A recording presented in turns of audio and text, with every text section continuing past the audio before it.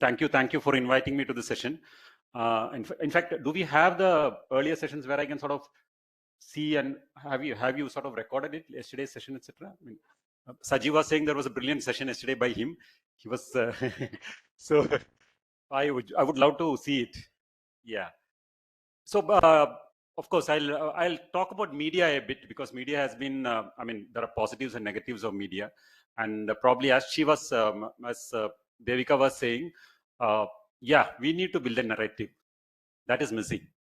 Now, to tell a small joke, the reason that Modi today is winning across India is because he's building the narrative, good or bad. I mean, it might be a bad narrative, but the fact remains that he has become the Hindu icon, isn't it? That kind of narrative is missing today in environment.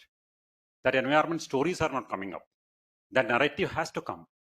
I mean, all your tribal myths, all your myths needs to be linked with the larger narrative of environmental problems. I mean, if that, unfortunately, being part of the media, it's not happening for many reasons. Probably I'll give you a small context, or a brief context on what is happening in media, and a small, maybe in journalism per se, why this is happening. If you look at journalism in India, pre-liberalization days, we had this thing called developmental journalism. I mean, people like P. Sainath, or I mean, all this, basically it was about poverty alleviation. I mean, how can you alleviate poverty kind of thing, isn't it? And that was, I mean, we wanted to alleviate poverty. We want to sort of bring in prosperity to villages, rural reporting, all those things. Environment was never there. Except for a few stories, like, for example, we had a Silent Valley movement, and we had Chipko movement, but that was never part of the mainstream media narrative. Post liberalization, I would say, we had a different kind of journalism, which is basically based on capital. You had the pink paper journalism, where you said that you need capital. I mean, you need projects, you need industry, you need mega infra projects to come up in journalism, come up in states. Only then we'll develop as a nation. And of course, we had, I worked in Bombay for almost 20 years. So I know, you go to Thane Belapur belt. I don't know how many of you are aware. It's the largest chemical zone in Asia. It's absolutely polluted. You go to Vapi, one of the worst polluted townships in the world, right? Vapi. Of course, Delhi is there second. But this kind of developmental model has been completely adopted. Oh, is it? That's fine. I can't get the PPT. This kind of developmental model has been adopted by, unfortunately, post-liberalization. This kind of development model has been completely adopted by the country. Be it the LDF. I mean, whichever party. We can't blame anybody. I mean, we have become a capital society. We are a very capitalistic nation. I mean, we are looking at our whole idea of developmental model is capitalism. US, isn't it? So that is there. That is so. What happened after liberalization would be, we had this whole boom. I would say real estate boom happened, industrial boom occurred. Look at play. I mean, we have there has been growth. You can't deny that there has. But where has the growth gone? Where has the money gone? Nobody knows. But there has been growth for sure. And India is growing at a very. I mean, they say that in the next 3 years we are going to be the third largest economy, GDP. I mean, it's a fact. You can't deny that. Money is there. Who is getting the money is a different question. There is money. You can't deny. You can't say that India is a poor country. That's a wrong statement. There is money, but who is owning the money is the whole issue. Who is owning the money, and where is the money going? So this has started after post 1993 and post 2000. We had this huge India growth story, which started off with Congress. We should always think that Congress started. It's not the BJP who started liberalization. We have to keep these things in mind very clearly. If you look at the data, 2005 to 2011 in Goa, it's part of the Gadgil report. 30,000 crore worth of illegal mining happened, and Congress was there. 30,000 crore. And I mean, if you go to Goa, I traveled extensively as part of writing the book. I went to Goa. Village after village today, there is no water. You go to Goa because there is no. You can see just craters, huge craters. People, I mean, they just took the bauxite ore and they just exported it to China. 85% of the bauxite ore has gone to China, not for India. If you go to a place called Bicholim, which is known as a mining belt of Goa, complete. I mean, whoever say that sustainable mining is possible, And they say, no, today in Kerala, that's a word. You will have sustainable mining. You have public sector. Public sector should come into mining. All those things. It's absolute rubbish. It's complete daylight loot which is happening in these areas. And there is no water over there. And people have all got into criminal activities. All youngsters have all got into criminal activities. So what I'm trying to say is there was whole thing of liberalized India, which is growing at who is getting the money? The Dempos, the Vedantas, all those people got money. Poor people, the poor villagers never got money. So this whole concept of India was growing from 2010 to 2000, till 2020, we have been growing at a very fast stage. People have made a lot of money. But what happened after that? In between, what happened? We didn't realize there is something immensely going wrong in our country, which is the nature started hitting back. It started with our tsunami, 2003. People didn't bother. Some tsunami, something happened in the backyard. I mean, that's Kerala is our backyard. I mean, South India is our backyard. Something happened there. It's like tsunami happened. 2003, you had a Uttarakhand landslide, huge landslide. 2005, I covered the 2006, yeah, and 2003 or 4 also there was some landslides in Himalayan region. Anyway, 2005 was the Mumbai landslide, Mumbai floods, which I covered extensively, and that was, of course, if you look back now, it's part of the climate change thing, because 900 millimeters of rainfall fell in one particular region in Mumbai, and of course Mumbai drowned, and it was hell. 2005 we didn't bother, and after that 2005 we had a series of cyclones. There was some 7 to 8 cyclones in Bay of Bengal. We can look at the data. You can say I have the presentation. Unfortunately, I can't open it. Cyclones start in Bay of Bengal. Now, of course, we have it in Arabian Sea also. So they say in Bihar, in this Bay of Bengal region, before that is before 1999, we had around 10 cyclones, and after that between 1999 and 2010, we had around 10 cyclones. So which cyclones are increasing in Bay of Bengal, and today in Arabian Sea, you are seeing the same thing. Cyclones all these things slowly started. We have realized, suddenly the government didn't realize. Of course, people started realizing something is getting wrong. And in 2015, you had the Chennai floods. Now it's a repeat now. 2016 in Kerala, we had a drought, which we completely ignored. 2017, we had Oki. 2018, of course, we had the Kerala floods. And 2019, 20, 21, 22. Every year we had landslides. We didn't have landslides this year, but we had errant and very ununiform rainfall, and all those things are happening. And of course, we had landslides in Uttarakhand and all series. So what I'm trying to say, on one side, we are growing at a very fast way. On the other side, this is happening.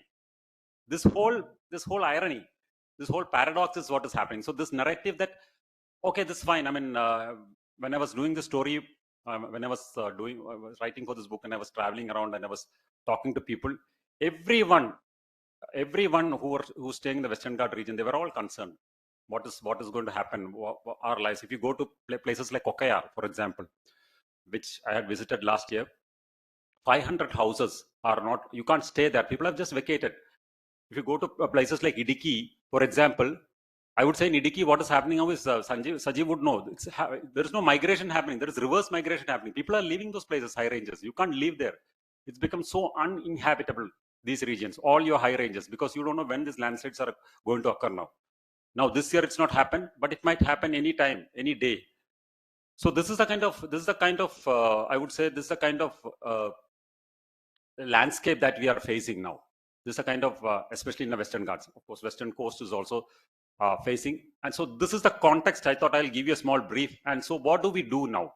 As journalists, as a media person, as a writer, what do I do now? I've been talking to Sajeev and everyone I know, experts I've been talking to. It's a very perilous situation. It's a precarious situation. I don't know, writers, editors need to come together. It's such a bad state. Editors of every newspaper should come together and decide on how to, as we were talking about, how to bring in this, how to change our curriculum and bring this narrative. Very interesting, very, very empathetic. The word empathy is missing. Missing, Devika. That's a problem. There is no empathy today. That's the whole problem. There is no empathy. You don't have any empathy to anything. Just do whatever you want. So empathy should come into narrative. I don't know how it should come in your writing also. When you're planning to write something. Unfortunately, we are having brilliant academic reports every year. Now COP is happening.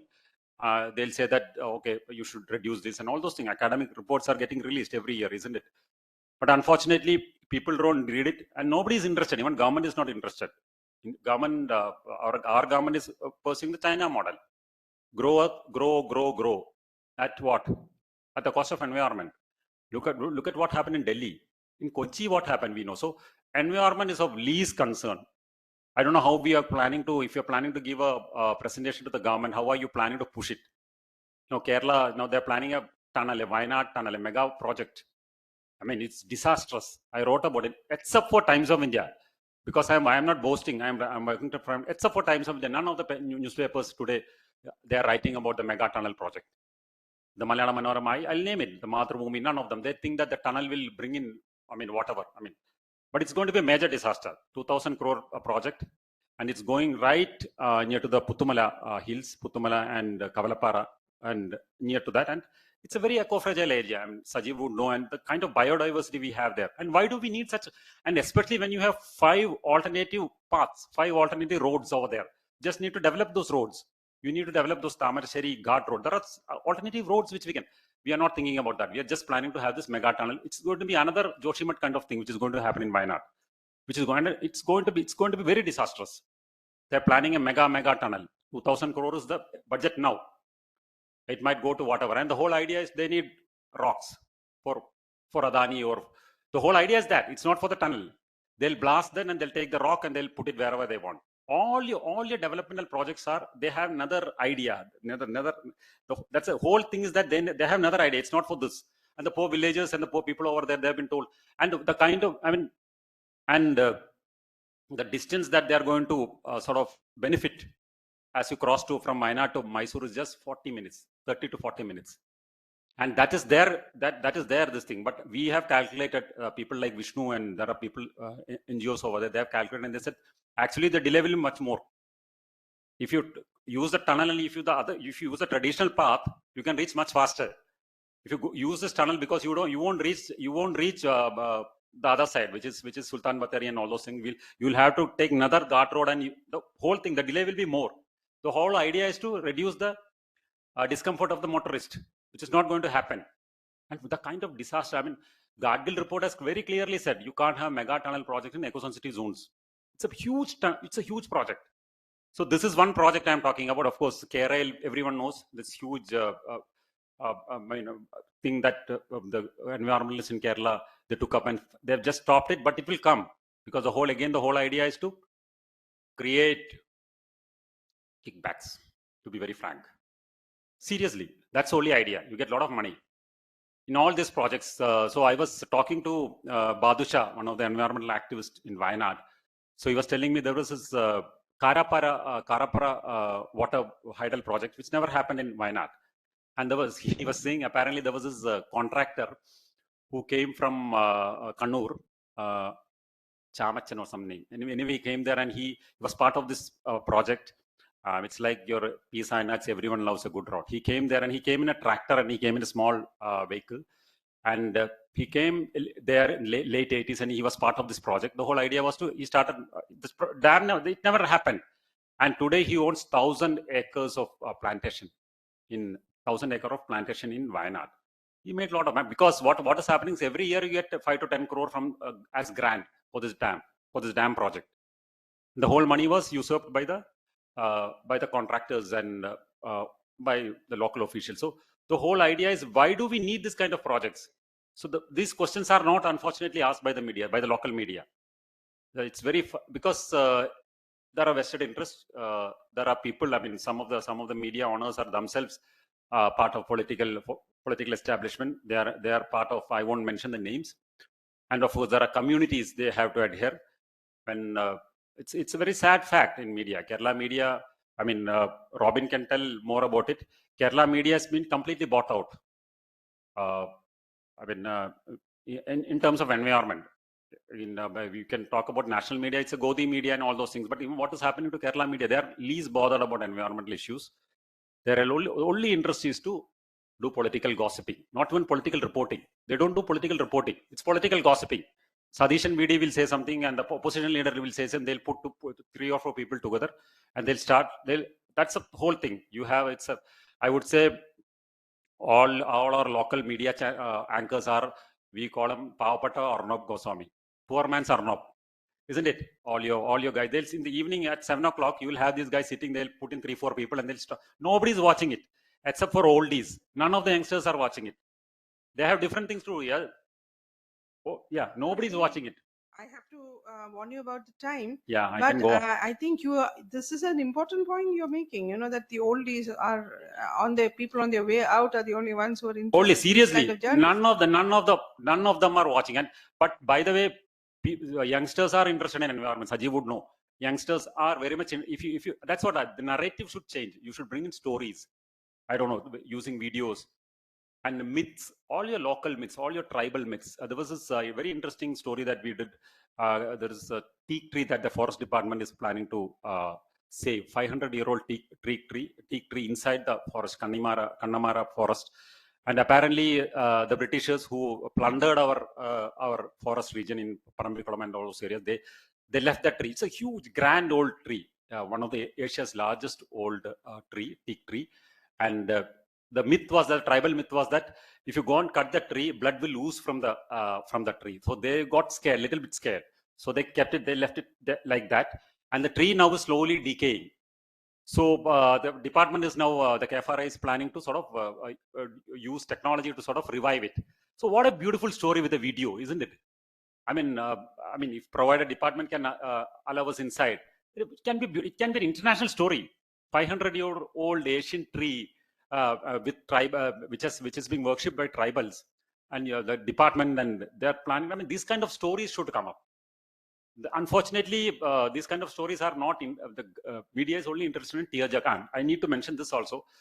The main problem of environmental reporting in India, not in Kerala, in India, is we do only disaster reporting. Whenever a disaster is happening, we'll go there and we'll report it, and we'll say this contractor is bad, that contractor is bad. But why did you allow the project in the first place? Why did you allow projects in Joshimath? That nobody will ask. Why are you allowing this Wayanad tunnel project? Why are you allowing K-Rail? That nobody will ask. Now, after disaster, you will interview this person who's lost his family members, and you will put all your kind of stories. And during flood, that's what happened. So environment journalism, it's all tearjerkers. I mean, you will get stories, this kind of stories, and 2 days, 3 days, they'll do it. It's over. You'll be back to your political reporting, political gossiping reporting. Can you wind up? Yeah, sure. Please? Okay, I can go on and on. So thank you so much. Just started off. Yeah, thanks so much.